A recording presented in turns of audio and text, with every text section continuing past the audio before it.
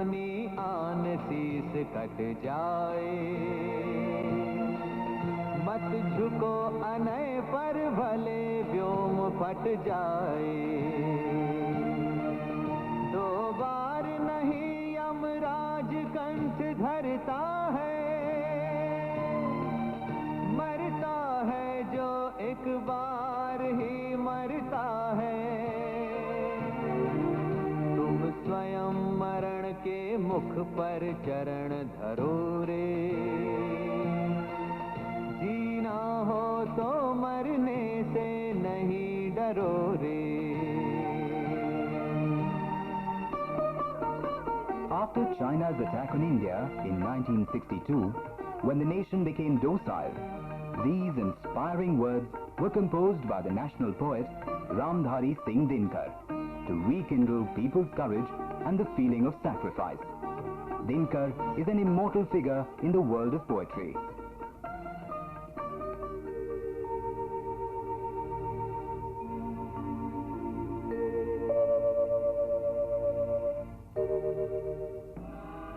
During the colonial rule, India needed a wordsmith whose pen could shake up the country's dormant valor and the spirit of freedom.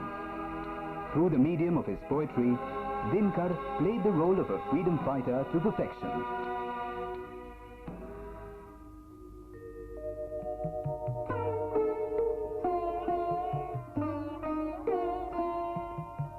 In the history of Indian literature, patriotic poems were also written in Hindi prior to Dinkar.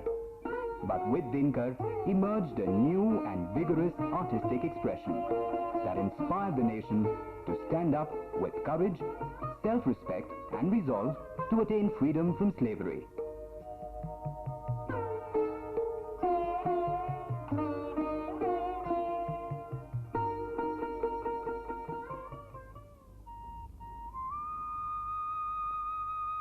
On 23rd September 1908, an extraordinary child, Ramdhari Dinkar, was born in the family of an ordinary farmer in Simaria village in Munger district of Bihar on the banks of the river Ganga.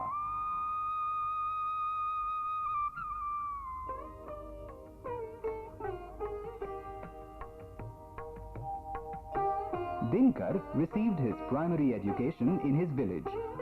He passed his matriculation from the high school at Mokama Ghat and obtained his BA degree from Patna College, affiliated to the University of Patna. Dinkar was barely 2 years old when he lost his father, and then his family was overcome by financial difficulties. Later, in order to support his family, he started working as a principal in a high school. He continued to serve his family and settled down in Patna.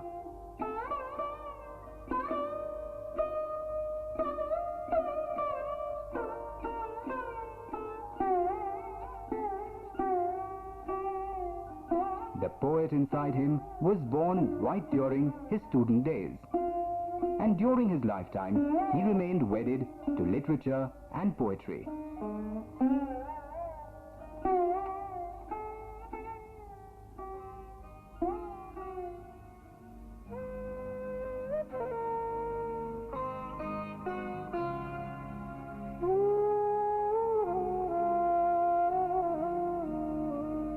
बेचैन है हवाएं हर ओर बेकली है, कोई नहीं बताता किश्ती किधर चली है।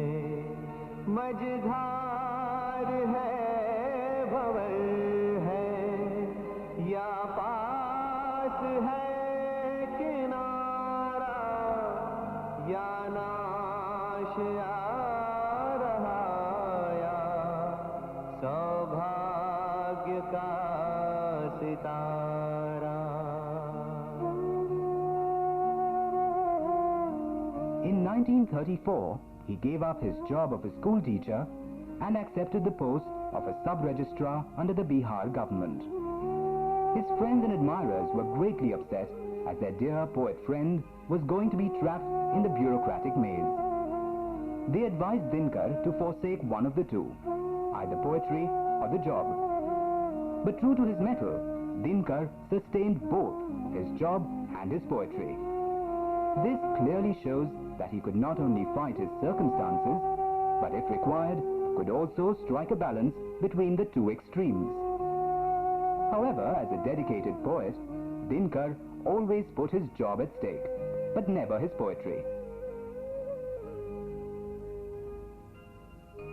जब हृदय हृदय पावक से भर जाएगा, भारत का पूरा पाप उतर जाएगा, देखोगे कितना प्रलय चंड होता है, असिवंत हिंद कितना प्रचंड होता है, बाहों से हम बुद्धि अगाध खाएंगे, धस जाएगी ये धरा अगर चाहेंगे, तूफान हमारे इंगित पर ठहरेंगे, हम जहाँ कहेंगे मेघ वहीं ठहरेंगे।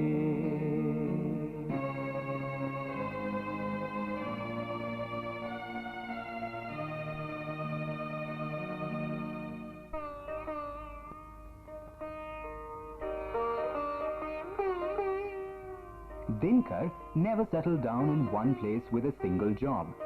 In 1947, he was appointed the Deputy Director of the Publicity Department in the Bihar government. Dinkar had always nurtured a dream of creating an educated human society. So when he was invited to be the Vice Chancellor of the University of Bhagalpur, he happily accepted the offer. However, when he saw petty greed and casteist tendencies plaguing the lofty field of education, he lost no time in sacrificing this coveted post as well.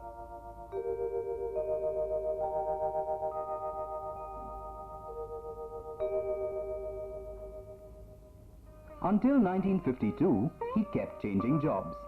But finally, he contested the Rajya Sabha elections. For 12 long years, he remained a member of parliament from Bihar.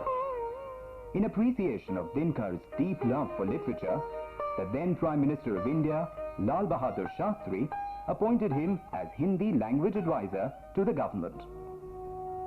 In the meantime, Dinkar's place as a revolutionary poet in Hindi had been sealed, and people began reciting every verse that emerged from his patriotic pen. Benumbed ashes of yore have been inflamed, mud swaggers upon wearing the golden crown. Listen to the thunder of time. Vacate the throne, here come the people. Dinkar might have worked for the British, but despite being a government servant, he never let his revolutionary feelings be suppressed, and never renounced his dedication to his own country. In a way, the core objective of his poems was to fortify the national language and national unity.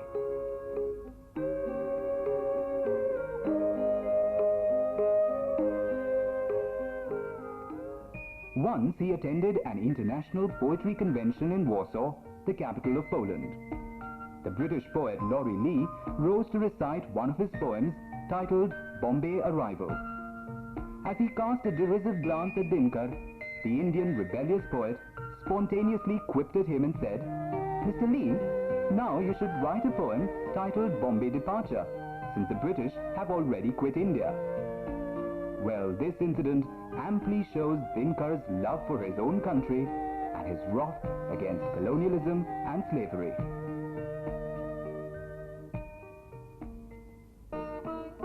Dinkar's admirers and critics included not just writers, but a host of national leaders as well. Pandit Jawaharlal Nehru was also one of his friends and admirers. Nehru said, "Each and every word pouring out of Dinkar's pen lends strength to the fervor of nationalism." Dinkar truly personified the glowing sun of the Hindi literary world. By according him the status of a national poet, the nation had in fact honored the national language and had taken a great step towards reinforcing nationalistic fervor. For his outstanding contribution in the field of literature, Dinkar had been honored with several national awards from time to time.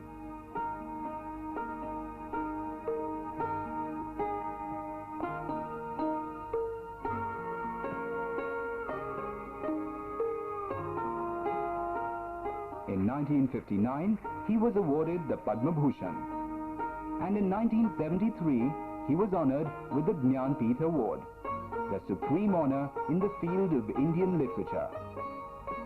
Besides this, he has been honored with several awards and honorary degrees from the government as well as several other institutions.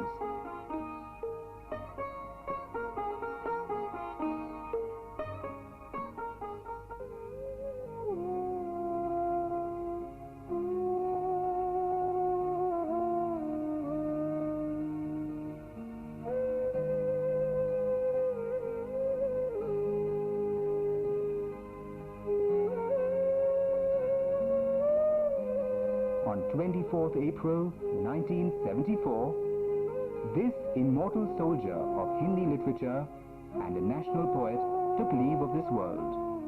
He bid farewell forever with these lines. I wish to be born as a poet forever and ever, to douse the worldly splendor with the light of my being.